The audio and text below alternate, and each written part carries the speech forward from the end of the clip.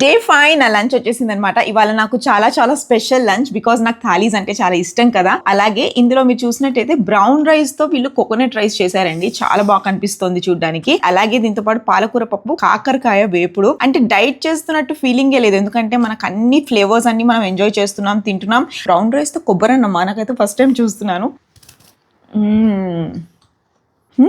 బాగుంది, అంటే టేస్ట్ కూడా చప్పచప్పగా లేకుండా బాగుంది. అలాగే కాకరకాయ వేపుడు ఇది కూడా వీళ్ళు ఎయిర్ ఫ్రైయర్ లో చేస్తారనమాట, ఆయిల్ అనేది ఉండదు. మైరాతో ప్రెగ్నెంట్ ఉన్నప్పుడు నేను కాకరకాయ అంటే చాలా క్రేవింగ్ ఉండేది అనమాట. అప్పటి నుంచి ఇప్పటి వరకు నాకు కాకరకాయ ఏ ఫార్మాట్ లో పెట్టినా ఐ లవ్ టు ఈట్, ఎంతైనా తినేస్తాను. ఇవాళ నాకు 2:30కి తాగడానికి డిటాక్స్ పంపించారు. ఇది వచ్చేసి మనకి పియర్ విత్ మింట్ అనమాట.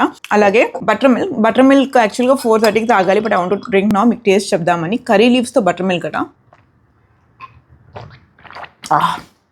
చాలా అంటే చాలా రిఫ్రెషింగ్గా ఉంది. రోజు నేను టైమింగ్ చూసుకుంటూ ఉంటే ఎప్పుడు వస్తుంది ఫుడ్, ఎప్పుడు ఎంజాయ్ చేద్దామని. అలాగే డెజర్ట్కి మంచి ఫ్లెక్సీడ్ ఇంకా నువ్వుల కాంబినేషన్లో నువ్వులుండ పంపించారనమాట. This is like very good for calcium and bone health కూడా చాలా మంచిది.